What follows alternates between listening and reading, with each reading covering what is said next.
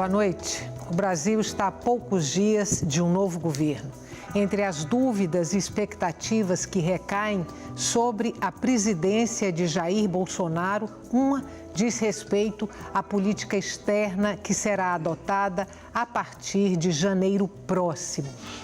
Alguns temas de interesses diplomáticos e econômicos já vieram à baila de forma polêmica antes mesmo da posse daqueles que vão comandar os destinos do país nos próximos anos. Que imagem tem e terá o Brasil aos olhos do mundo a partir de agora? Participam do nosso programa Marcos Costa Lima, professor do curso de Ciência Política da Universidade Federal de Pernambuco, e Everaldo Gaspar, coordenador do programa de pós-graduação em Direito, também da UFPE. Boa noite. Boa noite. Grata pela presença de vocês hoje aqui no Opinião Pernambuco. Eu vou propor a gente começar falando da indicação, da nomeação de Ernesto Araújo para ministro das Relações Exteriores, a partir dessa indicação, que prognósticos a gente pode fazer aí para uma política externa brasileira? Bem, Estela, eu acho que os prognósticos não são muito alvissareiros.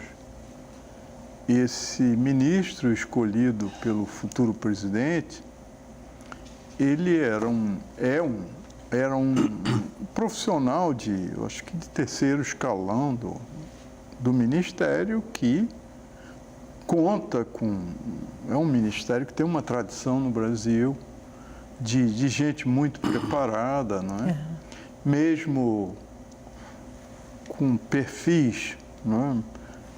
de direita, de centro, liberais e gente mais progressista, ele poderia ter escolhido outra pessoa, não é? E mais ainda, o ministro vem com um discurso que a gente poderia usar aqui uma palavra meia esdrúxula, que é escalafobético, não é? Quer dizer, é um discurso que vem falando da Idade Média, que vem falando uma crítica radical ao globalismo, com toda aquela ganga religiosa que vem. Então, é um ministério hoje, em tempos de muita articulação econômica internacional, o mundo está muito mais interligado. Esse é um ministério muito importante. Então, só para dizer muito rapidamente alguns tropeços que já foram dados, eu poderia citar por país, depois a gente poderia desenvolver um pouco mais. Quer dizer, foram ditas algumas frases meio descabidas com relação à China, que já há 6 anos é o maior parceiro comercial do Brasil, né? Com investimentos extremamente importantes. Para o país onde vai a nossa fatia maior de exportações, não é? Sem dúvida. E em valor de comércio, a China já ultrapassou os Estados Unidos há muitos anos. Mas também com Cuba, o fato que a gente viu, né, dos médicos, mas também com o mundo árabe, com essa mudança na embaixada para a Palestina, que aí tem implicações também muito sérias, com a Noruega.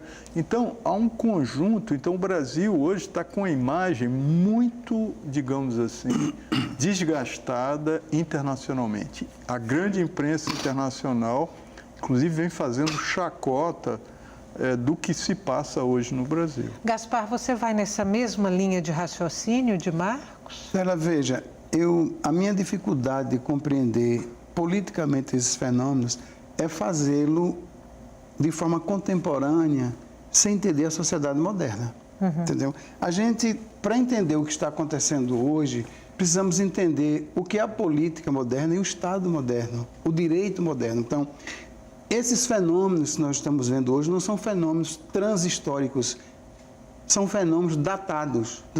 Quando a burguesia ascende o poder, eu não estou fazendo aqui proselitismo ideológico, a burguesia foi capaz de destronar o absolutismo monárquico, né? Tirar o poder do clero e da nobreza e se instituir no poder. Então, a partir daí, houve uma concepção filosófica distinta que deu origem ao Estado moderno, ao direito moderno e à sociedade moderna, centrada. Porque a burguesia não veio para ser hegemônica num país ou numa região, ela veio para ser hegemônica no mundo. E para ser hegemônica no mundo, ela precisava de um Estado e de um direito que respaldassem esse modus vivendi que elas estavam querendo fazer. Quer dizer, um modo específico de produção, o modo de produção capitalista, que subordina a força do trabalho ao capital. Este é o modelo de sociedade em que surge o Estado moderno e a sociedade moderna. Então, ele vai pelo século XIX inteiro, promovendo exclusão, promovendo desavenças, exploração desumana do trabalho, ao ponto da a encíclica renovada no século XIX fazer essa denúncia.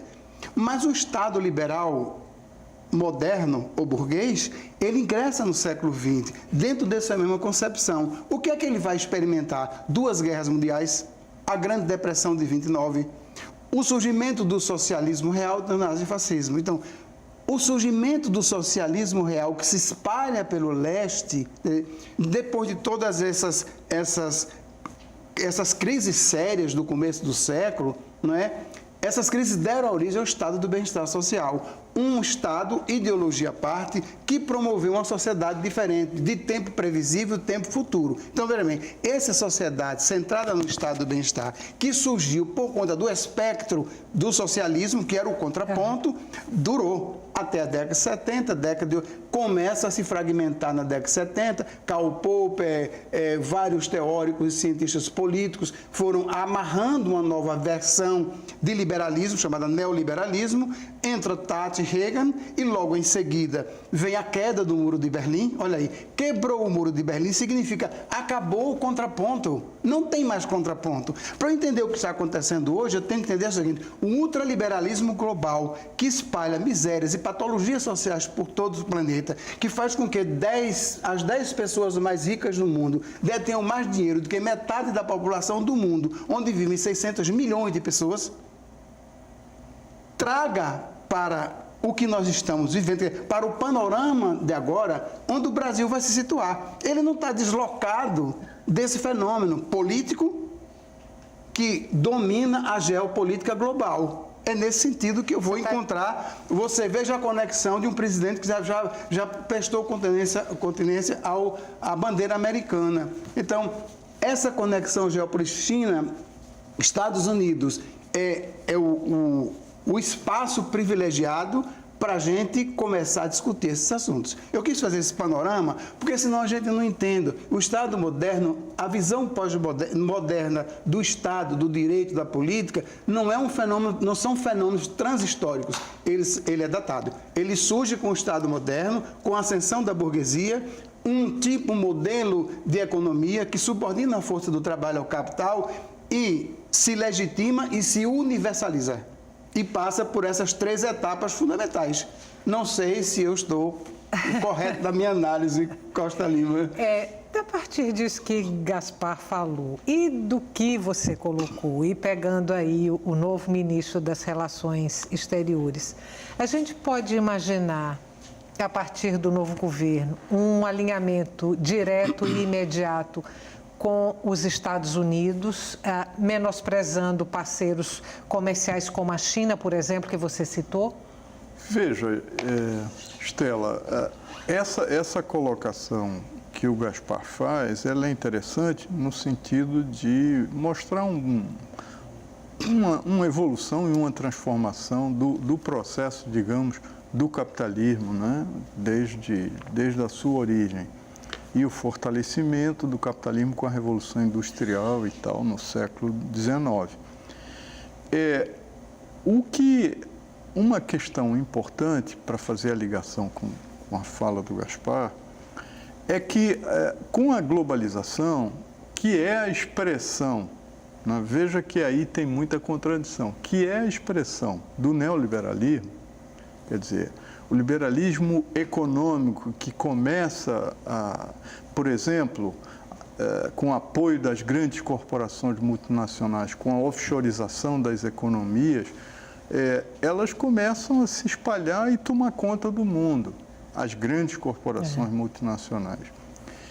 E eu faço uma leitura de que eu acho que outras pessoas também fazem isso, mas eu acredito que o neoliberalismo ele fracassou redondamente. E por que que eu posso dizer isso? Eu posso dizer isso porque os regimes, eles são considerados mais digamos assim, eu não gosto da palavra civilizatória, mas mais humanistas, digamos assim, quando eles trazem o bem-estar social para a maioria da população. A Europa, durante um certo tempo, conseguiu viver nisso. Né? Mas foi desmontado nessa política. Está sendo desmontado. Mas, veja, eu digo que o neoliberalismo ele fracassou porque ele não consegue mais, né, gerar políticas que sejam boas para a maioria da população mundial. Então, há um processo de empobrecimento generalizado no processo mundial. Não é? Por quê? Porque o capitalismo ele concentra renda cada vez na faixa mais alta. Há uma pirâmide da riqueza mundial produzida todo ano. É uma pesquisa que o Banco Suíço faz. Então, eles mostram o último, que você tem um triângulozinho em cima do grande triângulo, que são 8% dos adultos mundiais, não é, que detêm 82% da riqueza do planeta.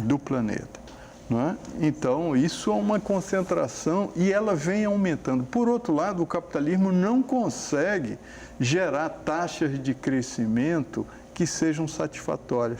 Onde ele ainda parece vistoso criando, por exemplo, Revolução 4.0, inovações tecnológicas e tal, mas isso não chega para a maioria da população. Então, o que é que a gente está vendo hoje para chegar no Brasil? Nós estamos vendo hoje, em escala planetária, fora a China, nem a Índia eu tiro, porque a China e a Índia são os dois países que conseguem crescer nesse quadro onde a Europa está há mais de 15 anos com 0,1% e tal. Né? Então, há uma direitização, o mundo está virando conservador. Quer dizer, e isso é pressionado por alguns problemas. No caso europeu, a grande migração para a Europa. O que é que provocou isso? As próprias guerras que os Estados Unidos, em busca de manutenção da sua hegemonia, faz. A população árabe tem que ir para a Europa, tem que fugir daquilo ali.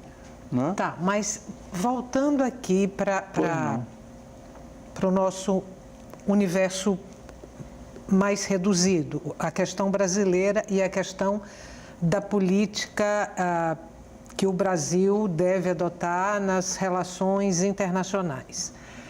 A partir daquilo que vocês colocaram e do perfil que você desenhou do ministro das Relações Exteriores, eu perguntei se a gente poderia imaginar, deduzir um alinhamento direto com os Estados Unidos. Isso não tenho dúvida.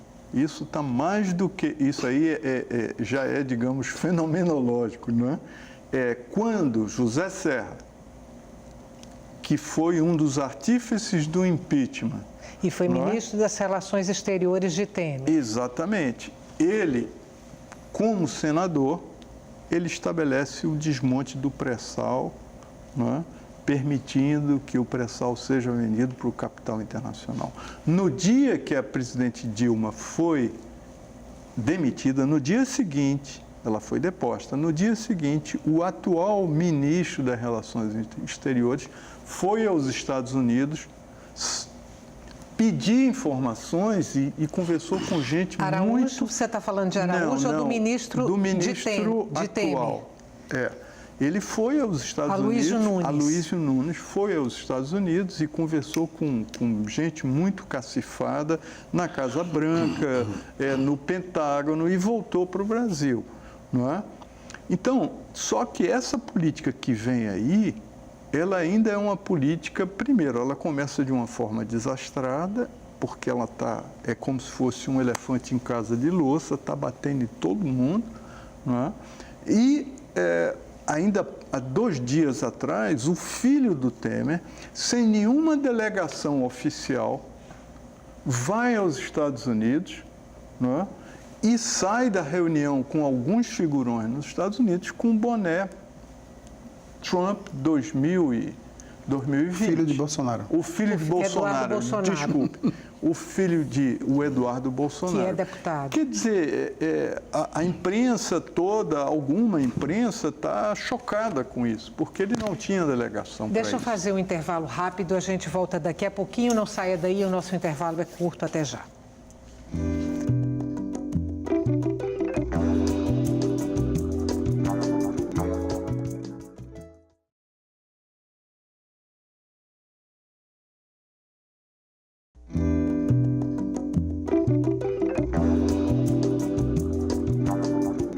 Estamos de volta com Opinião Pernambuco. A política internacional que deverá ser adotada pelo novo governo, a imagem do Brasil aos olhos do mundo, são temas discutidos hoje no nosso programa. Participam Marcos Costa Lima, professor do curso de Ciência Política da Universidade Federal de Pernambuco, e Everaldo Gaspar, coordenador do programa de pós-graduação em Direito, também da UFPE. Antes da gente retomar aqui a entrevista, vou ler para vocês um comentário que chegou aqui. Boa noite, parabéns pela escolha do tema, bastante pertinente para o momento. Parabéns à cinquentenária TVU. Como diria o saudoso Milor Fernandes, o Brasil tem um enorme passado pela frente. Marconi de Igaraçu, Pernambuco. Eu pergunto se o nosso enorme passado pela frente entra também aqui nas relações exteriores, para eu aproveitar o comentário de Marconi. A gente vai retroceder? Zera, veja, o que está acontecendo, eu volto a dizer, faz parte de uma proposta ideológica da geopolítica global. É uma proposta marcadamente, sobretudo para os países do terceiro mundo e os países em desenvolvimento, intimidatória. A gente percebe isso, o discurso que perpassa por meio dos meios de comunicação conduzem a isso. Quer dizer, vá para Cuba. Um cidadão não sabe nem onde fica a Venezuela, não sabe os problemas que a Venezuela enfrenta e por que ela está passando por isso, mas vem essa política intimidatória. Isso é coisa de país que não tem um mínimo patamar civilizatório. Então, quer dizer assim, vá para Cuba significa que você é socialista, você é comunista, como o presidente disse, os petralhas que vão para Cuba, ou então vão metralhar. Quer dizer, isso é um discurso de países, volto a repetir, que não tem um mínimo patamar civilizatório. Então, eu fico pasmo como acadêmico, porque se eu for pedir aos meus alunos, ou Costa Lima também, para estudar os autores marxistas, socialistas, progressistas, que não sigam a cartilha neoliberal, eu só vou encontrar esses autores nas grandes universidades americanas, nas grandes universidades europeias. Então, isso é de um primarismo, não é? De uma banalidade que afronta, quer dizer, afronta a inteligência das pessoas que têm um mínimo de cultura, de consciência política. Uhum. Então, isso é a pauta pelo que nós estamos ouvindo do novo governo. Uma política ideologicamente intimidatória. Isso é péssimo para a academia, isso é péssimo para a política, isso é péssimo para a sociedade. E instiga uma violência que ela é abstrata, ela não está no concreto. Porque daí isso tem uma coisa também universal por conta do nascimento do nazifascismo, que está sendo em alguns países, etc., que respinga aqui. Isso tem um componente ideológico, isso não vem de graça, isso não surge por acaso. Uhum. O que você acha? Você colocou aí algumas questões, você colocou o arranhão com a China, você colocou a transferência da embaixada de Tel Aviv para Jerusalém. Tem um discurso também, de certa forma, austero em relação à Venezuela. Teve aí o que você também citou, a questão dos médicos cubanos que saíram do programa Mais Médicos. Pensando aí no país enquanto imagem internacional, o que você considera mais delicado para a gente? Olha, eu acho que é quase como um grande tapete que você vai armando, né? Na questão da diplomacia, todos esses aspectos, o menor aspecto, que parece menor, por exemplo, que seria o caso de mudar uma embaixada, mas ao Brasil tomar uma decisão dessa, assim, atabalhoada, isso representa, por outro lado, alguns milhões, ou bilhões, eu diria, de todos aqueles países árabes que compram, por exemplo, as aves brasileiras, que compram os alimentos brasileiros, que de repente vão deixar. Tem outra coisa, Estela, ainda mais grave. Quer dizer, essa direitização, né, que está tomando conta do país, e essa, digamos assim, essa aproximação muito direta com os Estados Unidos, isso pode fomentar, inclusive, grupos terroristas lá fora que queiram agora, quer dizer, o Brasil agora está na rota.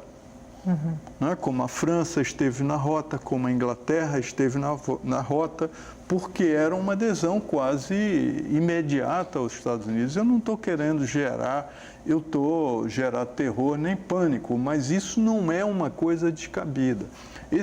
Com relação ao Mercosul, isso não foi o Bolsonaro, mas isso foi o Paulo Guedes, que ofendeu uma jornalista argentina quando ela foi perguntar sobre o Mercosul, e ele foi extremamente rude, grosseiro com a moça, porque ela perguntou sobre o Mercosul, que é uma aliança importante para a região, que foi urdida, foi construída com muito trabalho durante mais de 20 anos. E aí você vai jogar tudo isso assim, não é? Eu acho que a China, porque ela tem o cacife, tem o poder, a China já deu uma resposta dura e eles recuaram, porque eles sabem que os chineses têm capacidade de, retirando aqui os investimentos, não é? Isso vai afetar o Brasil no momento de fragilidade econômica. Na questão do petróleo, que é outra coisa muito séria, nós estamos vendendo nossos ativos, isso faz parte da diplomacia, nós estamos vendendo um dos ativos mais importantes do Brasil e que nos daria, não é, condições de, se uma parte do recurso do pré-sal fossem aplicados em saúde e educação, o Brasil ia dar um salto de qualidade. Isso não vai mais ser feito. Não vai mais ser feito porque pegar só a Exxon, que até 2009 tinha se retirado do país, a Exxon hoje, depois começou a comprar poços no pré-sal, sobretudo depois de 2016, já está com 25 áreas grandes do pré-sal. Só uma empresa norte-americana, a ESSO, que a gente chama de Exxon. Quer dizer, nós estamos vendendo é quase que a imagem que você construiu aí foi muito interessante. O passado sendo o nosso futuro, a expressão militar nesse governo também muito grande. Nós tínhamos avançado no sentido dos militares aceitarem a coordenação pelos civis, não é? Uhum. E agora tem um número bastante... Eu não tenho nada contra os militares, mas, e os militares devem ter diferenças em forma de entendimento do mundo, mas eles adotando uma visão de um presidente, como disse o Gaspar aqui, que presta continência à bandeira dos Estados Unidos, convenhamos que o mundo lá fora todo está assistindo isso. Os chineses devem estar de cabelo em pé, porque a China, nesse momento, está num confronto muito duro com os Estados Unidos, não é? Então, onde a gente olha, nós não vemos né? Nenhuma pedra sendo colocada num sentido mais positivo para o país e para a sua população. Mesmo a universidade sofrendo uma pressão, as universidades no mundo todo, né, sobretudo nos países mais desenvolvidos, são lugares de liberdade, são lugares de criatividade, né, são lugares de pensar o futuro, né, do confronto de ideias, livre de ideias. E no Brasil, as universidades estão sendo ameaçadas o tempo todo. Então, isso é muito ruim, né? Você diria que esse discurso, que foi o discurso de campanha, que é o discurso que prevalece, esse discurso anticomunista, que é adotado pelo ex-presidente, pelo presidente eleito Jair Bolsonaro, esse discurso anticomunista aplicado à vida real,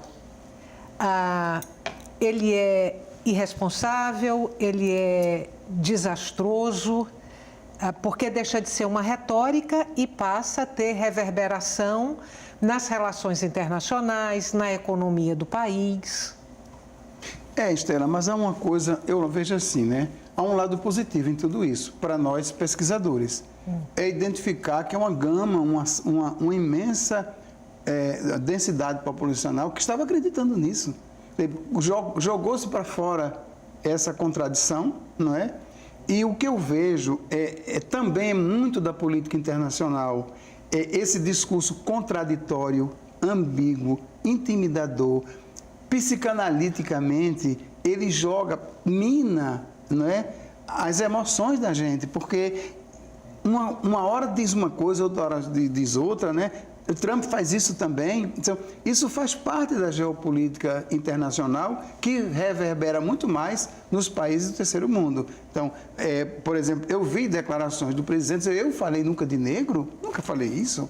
Mas, entendeu? As coisas são ditas de uma forma, e depois são desmentidas pela própria pessoa, quando não foi negado nada disso.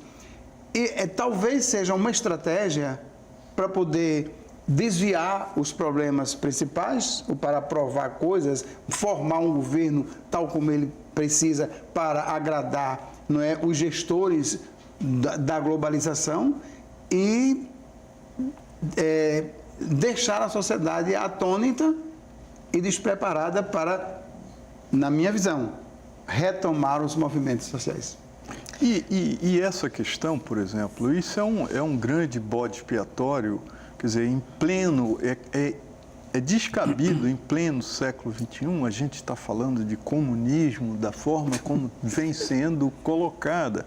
Quer dizer, o comunismo serve para ser aplicado, é um estigma para todo aquele que não concorda, mesmo não sendo comunista, não concorda com aquele tipo de diretriz. Então, a igreja passa a ser comunista, não é? Os movimentos sociais que defendem interesses legítimos da sociedade, por exemplo, o Brasil está aí saindo, acaba de sair a nova pesquisa do IBGE sobre a questão agrária no Brasil, e a concentração fundiária no Brasil é um absurdo. Olha, só um pequeno número, né? Num país que tanta gente precisa de terra para plantar, para a gente baixar o custo do alimento de mesa, porque é a pequena propriedade que produz o alimento que a gente come, você tem 55% dos pequenos proprietários têm até 10 hectares. E eles não representam mais do que 8% da área geral. E você tem 1% dos proprietários que detêm mais de 45% da área no Brasil. Quer dizer, isso é só do ponto de vista do controle da terra. Então, todo dia a gente observa crime com relação aos indígenas, a gente, no outro ângulo, são as mulheres que são, não é, ameaçadas todo dia, né? São estupros e a violência contra os negros, que é quem mais morre no Brasil, é assassinado. Então, essas coisas que um presidente eleito, com a votação que ele teve, deveria trabalhar no sentido contrário a isso. E não estimular, por exemplo, dizer que é favorável à tortura, que é favorável aos grupos de extermínio. Ora, nós estamos no século XXI, não é possível. Mas ele foi eleito com esse discurso. Isso é muito grave, isso é muito grave. Mas ele foi eleito com esse discurso, não foi pela maioria dos brasileiros, porque o oponente a ele teve 45 milhões de votos. E se a gente contar os 30 milhões que não votaram, que se abstiveram, isso dá muito mais do que 55 milhões de votos. Então, ele tem que observar isso. E acredito que as Forças Armadas, e espero sinceramente que as Forças Armadas não caminhem nessa direção, não é, de afrontamento da população brasileira, não é, porque isso é muito grave. Não é? Vamos fazer mais um intervalo curtinho. A gente volta daqui a pouco. Até já.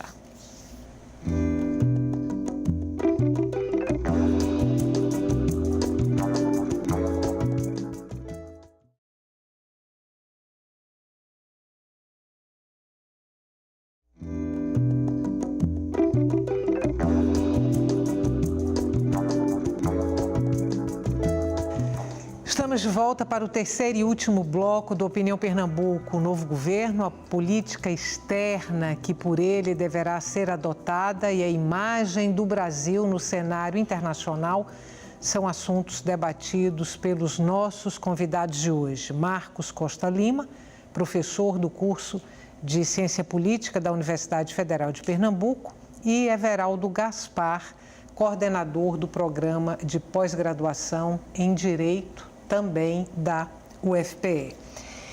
Olha só, quer queiram ou não os juízes, nós vivemos um momento de protagonismo internacional quando Celso Amorim era o ministro das Relações Exteriores, e ele foi ministro das Relações Exteriores durante os 2 governos de Lula. Depois do governo Temer, a imagem internacional do Brasil desidratou, nós ficamos como um país desacreditado. Partindo desses 2 extremos, o protagonismo de Celso Amorim e o descrédito do Brasil a partir da política de relações internacionais do governo Temer, qual será a nossa imagem, o que deverá nos acontecer? Marcos já cantou a pedra aí, que acha que não é uma boa imagem, que a imprensa internacional já está nos vendo de uma forma muito, muito negativa. Eu queria que vocês amadurecessem, discutissem esse ponto da imagem do Brasil no exterior. E como isso pode reverberar na nossa soberania, nas nossas perspectivas de nação, enfim, o que está reservado aí para a gente? Esther, eu volto ao começo, né? Porque o Estado moderno, ele tem um perfil de inserção de regras e de economia que veio para ser hegemônica no mundo. Então, nós estamos vivendo um problema-chave, que esse é da minha área, que é direito do trabalho. Uhum. Nós estamos vivendo uma coisa, durante 20 anos, as rupturas e metamorfoses que houve no mundo do trabalho, essas metamorfoses trouxeram algo distinto que nós não conhecíamos muito bem, que é o desemprego estrutural. Ele não tem volta. Então, quando Zizek diz assim, quando a miséria atingia apenas o inferno, estava tudo bem, mas está atingindo o paraíso. Quer dizer, a exclusão social, as pessoas que estão dormindo nas ruas, passa pelo Vale do Silício, vai para a França e pelo mundo inteiro.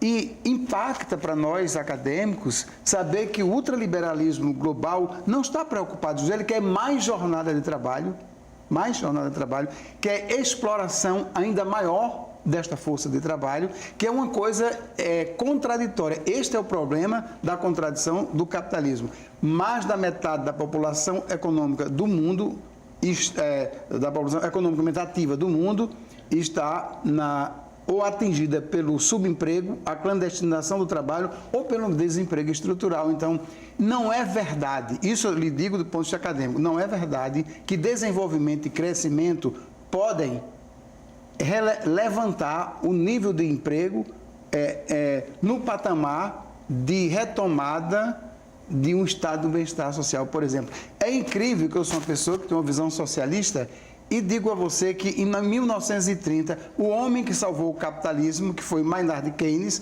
escreveu e construiu o estado do bem-estar social.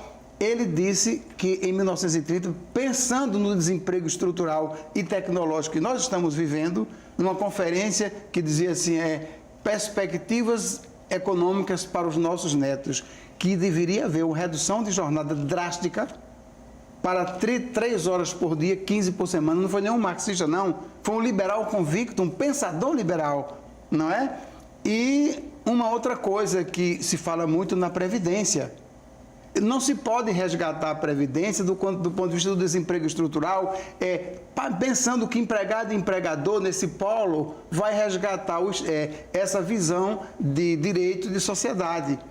Há uma corrente do pensamento que Marx conhece, e foi aluna dele, foi minha aluna também no doutorado, que defende uma tese diferente. Por que não se taxa os fluxos financeiros internacionais, as grandes fortunas, se duas pessoas mais... As grandes corporações, algumas delas, é mais dinheiro do que muitos países juntos. Então, essa contradição entre desigualdade e opulência, que é um ponto-chave do mundo no século XXI, não vai ser resgatada por ameaças, por opressões, intimidações, tanto no interior das organizações produtivas, como a sociedade como um todo, por meio de governos que querem, a partir desta desconstrução do mundo, do trabalho e da sociedade, fazê-lo por meio exatamente dessas ameaças. Eu creio que, para terminar, Estela, eu só acredito porque ninguém abre mão de privilégio por sentimento de amor ao próximo e por fraternidade. Deveria ser assim, mas só abre na luta. E a crise do sindicalismo, a crise dos movimentos sociais, que estão sendo explicadas hoje por meio das teorias dos movimentos sociais, podemos sim, em curto espaço de tempo, ajuntar esses excluídos para podermos formatar um novo movimento libertário para criarmos uma sociedade justa e solidária. Sem essa força dos movimentos sociais, nós não vamos sair de onde estamos. Marcos. Bom, Estela, eu comparto o que disse Gaspar. Acho que tem um problema aí no capitalismo, na origem do capitalismo, que durante um certo tempo ele conseguiu ser regulado. Tem um grande pensador que eu respeito muito, que é Karl Polanyi, escreveu uma obra magna chamada A Grande Transformação. Ele chama a atenção disso. Ele diz, por exemplo, que deixar o Estado, uma nação, né, sem regulação, ou sendo regulada pelo mercado, ele diz que isso geraria um desacerto tamanho que nenhuma sociedade conseguiria se acertar, não é? Isso está lá na Grande Transformação. E o capitalismo, veja, depois dos anos 80, outros que não são nem mais à esquerda, gente como Stiglitz, que foi prêmio Nobel, né, da economia, ele diz a mesma coisa. Ele tem um livro que ele publicou há 4 anos atrás, sobre a concentração de renda nos Estados Unidos, e ele pega dos anos 80 para cá. Pouco o Gaspar já sinalizou isso, quer dizer, que os salários dos gestores das grandes corporações internacionais, ele cresceu tremendamente, porque eles eram pagos pela flutuação da bolsa e tudo mais, e a maioria dos trabalhadores foi achatada. A crise de 2007, eu acho que foi uma expressão que ela não se resolveu. Nós já vamos aí com 11 anos de crise e isso ainda vai durar muito tempo. Quer dizer, o que é que faria com que a economia pudesse voltar a funcionar, digamos que o capitalismo pudesse funcionar minimamente, sem grandes atropelos, se ele distribuísse. Mas a tendência do capitalismo não é distribuir. A tendência do capitalismo, sobretudo esse capitalismo desenfreado, sem regulação alguma. Por exemplo, o livro do Piketty é muito interessante. Ele tem muitas estatísticas e tem uma que ele mostra o gráfico da distribuição de renda. É fácil você pegar 45-76, que é esse gráfico, que é o período, né, da era do ouro do keynesianismo, né, que foi citado pelo Gaspar, e depois de 76 aos dias de hoje. E a distribuição, então, nesse primeiro 30 anos, a distribuição se dava muito mais entre os trabalhadores, que ganhavam mais da riqueza do que os ricos. Uhum. E isso inverteu-se completamente dos 80 para cá. Então, o capitalismo continua produzindo, vai produzindo, inova, coloca mais inovação, Revolução 4.0, e essa revolução, ela não chega para todos, porque as pessoas não têm condições devido aos baixos salários. Quem ganha muito são os fundos de pensão dessas grandes fortunas, não é? Que é o dinheiro da especulação financeira, não é? É o dinheiro que está na Bolsa de Valores, que está na... Então, essa contradição, ela pressionou o mundo para um caminho à direita. A China, que nós não falamos pouco, e que eu hoje, já há uns 5 anos que eu venho estudando a China, tenho ido lá quase todo ano, é um país que está disputando a hegemonia com os Estados Unidos. Uhum. Não é? E essa disputa hegemônica, creio eu, que dentro de até 2050 ela estará resolvida a favor da China, é minha impressão. É por isso que o Trump, ele esbraveja tanto, mas ele não tem mais condições, porque a própria China ela foi capaz de receber o capital internacional sem se submeter a esse capital internacional. Ou seja, ela fez o capital internacional funcionar, quer dizer, grande parte O grosso da economia dela é estatal, não é? O grosso da economia dela é estatal, mas a China vende basicamente para os Estados Unidos. O déficit dos Estados Unidos com a China é uma coisa colossal. Uhum. Né? Mas tem muita empresa norte-americana na China, aquilo que eu falei da offshoreização. Quer dizer, a empresa dos Estados Unidos, como fez com o México, leva as suas empresas e o Trump diz que vai trazer de volta, não traz mais. Porque as grandes corporações têm lucros fantásticos e esses lucros, uma boa parte vai para os paraísos fiscais, onde eles não pagam imposto. Rico no mundo, em lugar nenhum do mundo,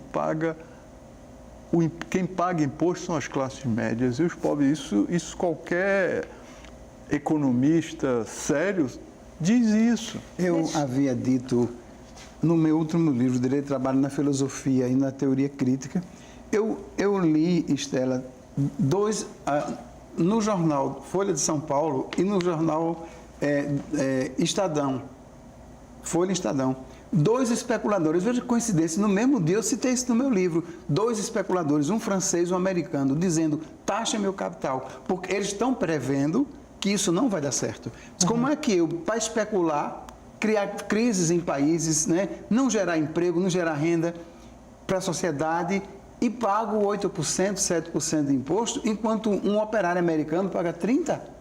Isso não vai dar certo. E o que torna mais impactante essa situação é que eles não se dão conta disso. Eles querem mais jornada de trabalho, em vez de distribuir o trabalho, eles querem mais acumulação de renda, em vez de distribuir essa renda. Isso é uma coisa, como diria Guattari e Deleuze, é um capitalismo esquizofrênico, doente. Deixa eu perguntar aqui uma coisa para vocês, pegando aí essa questão da China, que você colocou e tal, e trazendo aqui para o Brasil. Com o governo Bolsonaro fazendo todas as apostas num alinhamento com os Estados Unidos, em Donald Trump, chega 2020, ele não se reelege. O que é que vai nos acontecer? O que é que pode nos acontecer? O grande problema, veja bem, em termos econômicos, ele pode vender o que ele quiser, e ele está ameaçando vender todos os ativos, o Paulo Guedes já falou isso. Quer dizer, entra dinheiro no Brasil no primeiro ano. E isso eles torram rápido, não é? Porque eles vão fazer, tem aí a PEC dos 20 anos, que não aumenta gasto social, porque se esse dinheiro entrasse para você fazer obra social, para você contratar, não é, médicos, não é? Para você botar mais gente na universidade para se capacitar, eles estão querendo fazer o contrário. Diz que vai usar para pagar a dívida pública. Pois é. Não fala em investimento. Não fala em investimento. E sem investimento, com população crescendo, nós estamos com mais de 200 milhões de habitantes. Não é uma pequena população. Não é? Então, essa população... nós estamos envelhecendo a nossa população, então é necessário mais investimentos para cuidar dessas pessoas. Então, a ideia de privatizar tudo, da economia virar um grande mercado, isso é uma loucura, porque o capitalismo ele quer extrair lucro. Veja, houve um esforço de botar gente mais pobre nas universidades, a universidade mudou de cara. Quer dizer, se você cobrar agora R$1.000, R$1.500 dessas pessoas que estão na universidade, ninguém vai conseguir pagar. Quer dizer, se eles acabam com o SUS, ou que estão ameaçando, a população vai viver como? Essa população idosa que já não tem como comprar os medicamentos, não é?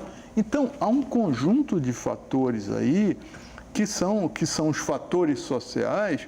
Quer dizer, se você faz uma política redistributiva, seria outro sentido, mas não é isso, não é vender para você fazer investimento. Então, esse dinheiro vai para onde? Para pagar a dívida interna do país? Isso é uma loucura, sem investimento público. Olha só, pelo que vocês estão me falando, assim, a impressão que me dá é que a gente está aí num sanatório geral. Estela, você veja assim, eu nunca entendi isso olhando os analistas de televisão, né? Porque eles dizem sempre o Bolsonaro atende aos interesses do mercado. Mas o povo precisa saber o que é o mercado. O mercado não é uma coisa abstrata. São os detentores dos meios de produção, né? As grandes corporações, os bancos, etc. Porque existe um mercado de trabalho, o mercado dos excluídos, num país que é uma das maiores potências econômicas do mundo. Isso é que eu nunca entendi. Por que somos uma grande potência econômica do mundo com tanta miséria, com a favelização, com tudo isso? Então, a gente sabe que, como Jaci Medeiros chamava, as elites agressivas brasileiras, elas não querem pactuar algo que possa resgatar essa miséria e essa desigualdade, né? Celso Furtado tem uma frase que é muito rica. Ele diz que nós somos um país governado de fora para dentro.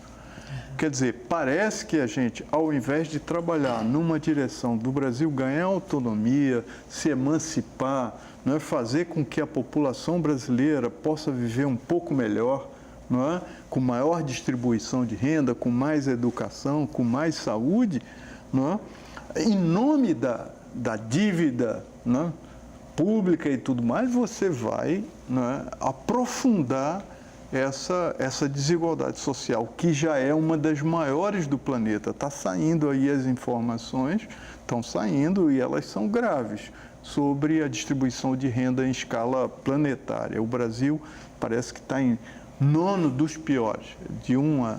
Né? E o prognóstico de vocês é que essa desigualdade vai se acentuar? Eu creio que sim. Se as sinalizações continuarem a ser... Porque, veja, há muita bobagem para fazer a cabeça da opinião pública. Enquanto os Estados Unidos vivem elogiando a medicina que é feita em Cuba, não é? Setores, inclusive agora, de estudantes de medicina que vão para Cuba aprender a medicina. No Brasil, é coisa de comunista. Quer dizer, são coisas muito atrasadas. Então, é necessário que esse governo ele abra os olhos para não tornar a vida, não é, dos 200 milhões de brasileiros um inferno. Quando você fala é necessário que o governo abra os olhos para... Sim. Você acredita que... E aí eu estou te pedindo para considerar o perfil do presidente eleito, para considerar a equipe que ele montou, o discurso que essa equipe vem tornando público. Você acredita que isso é possível? Não. Com esse perfil, com essas premissas que estão estabelecidas, eu acho que o Brasil entra nesses 4 anos numa situação que será muito difícil do ponto de vista da população, o aumento da gasolina, que nós agora não temos mais Petrobras, o aumento do gás que vai chegar a R$100. Quer dizer, como é que um cidadão... O aumento do salário mínimo está sendo de R$10. E aí vai se dar um aumento de 16 mil para o Supremo Tribunal e para a magistratura como um todo. Isso é um escárnio, não é, com relação aos salários da população. Uma população ganha um salário mínimo de 1.000 e poucos reais, não chega a 1.100, vai pagar R$100 por um botijão de gás, sem casa, tendo que pagar aluguel, tendo que pagar... Quer dizer, e aí querer perseguir os movimentos sociais, por exemplo, o movimento dos sem terra, se você acompanhar e desideologizar isso, você vai ver que eles é gente querendo terra para plantar e para ter um mínimo de como... E agora eles falam em perseguir esses grupos, novamente, sobre o cavalo de Troia, que é comunista e que é isso, que é aquilo. São pessoas querendo sobreviver num país que tem uma concentração, que tem muita terra e que essa terra... Veja, só para terminar, nós estamos com um modelo econômico no país muito grave. O que é que eu chamo de muito grave? Nós temos uma questão... Marcos, eu vou ter que te interromper, porque eu vou ter que terminar o programa. Fica o convite para você voltar uma próxima vez. Mas é só dizer, Estela, que a questão da soja, do agronegócio com o gado, o Brasil hoje é o maior exportador de gado. E para ser o maior exportador de gado do mundo, de carne do mundo, ele tem que destruir a Amazônia. Boa noite. Boa noite. Boa noite. Obrigado. Muito obrigada pela presença de vocês hoje aqui no Opinião Pernambuco. Para você que está em casa, muito obrigada pela companhia até agora. E o Opinião Pernambuco volta amanhã.